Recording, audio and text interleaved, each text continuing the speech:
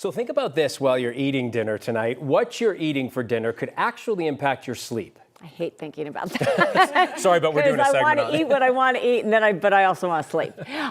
So we are learning more about a new sleep study. So we bring in our 9 News medical expert, Dr. Payal Kohli, about why food impacts our sleep. Food does so many things. We know when we have that big meal on Thanksgiving, we all get that food coma afterwards, right? Tryptophan or whatever it is. Yes, so that's one key component. That's one of the reasons. So tryptophan leads to melatonin and serotonin, which are the sleep chemicals. So that's one way in which food can impact our sleep. It also leads to sugar spikes. And if you get a big sugar spike, that carb coma, that can also induce sleep. And it can actually change the gut, the bacteria that lives in our gut, depending on what we eat.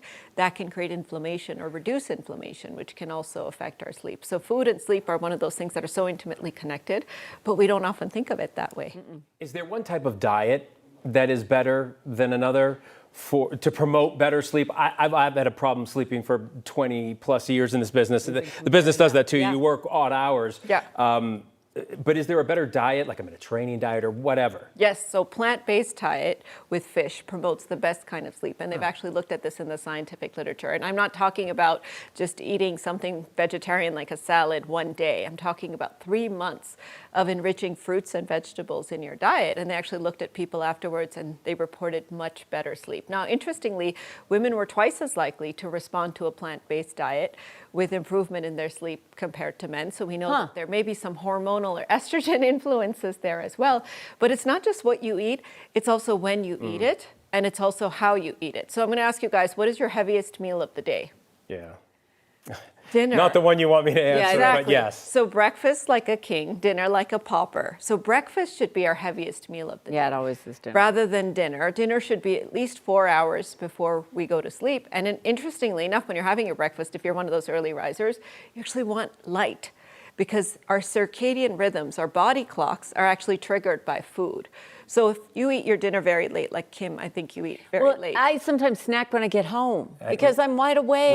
Right. Yeah. Again, on this shift, when you get home, you can't just go right to bed. So your body thinks that's according. That's a meal to my body. Circadian rhythm according to that. So you really have to be careful if you are going to snack in between meals. You want to make sure to line up the body's clock with the external clock so that your body and the circadian rhythm aren't in disarray. You also don't want to be digesting, right, when you go to bed? That's exactly right. And so because if you're digesting, it can cause indigestion, which can be obviously very uncomfortable. It can cause heartburn or acid reflux. Keep you up.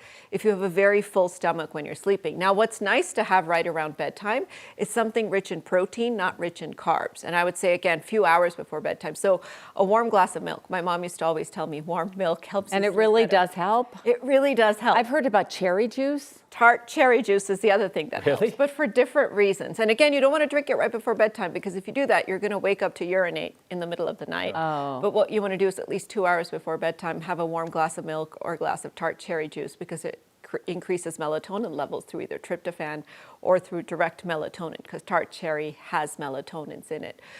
So it's a really good idea to try to enrich those types of food. We've talked before about magnesium as well, Kim. That's another supplement that I recommend some people take, because most of us take that. At night need at least 420 milligrams of magnesium. I don't know how you're feeling at home, but I know now that I do almost everything wrong to get good sleep. I know. And I'm telling you, warm milk sounds awful. But Right I'll try the other things, Dr. Kohli. With a little turmeric in it. It's I don't even like antioxidant, anti-inflammatory. I'd rather pop a magnesium. Not for you. But keep away from that alcohol and the caffeine. I know. Yeah, definitely. Stay away from both. Doctor, thank you. All right. Dr. Kohli, thank you. You can find more from Dr. Kohli at 9news.com/Dr. Kohli.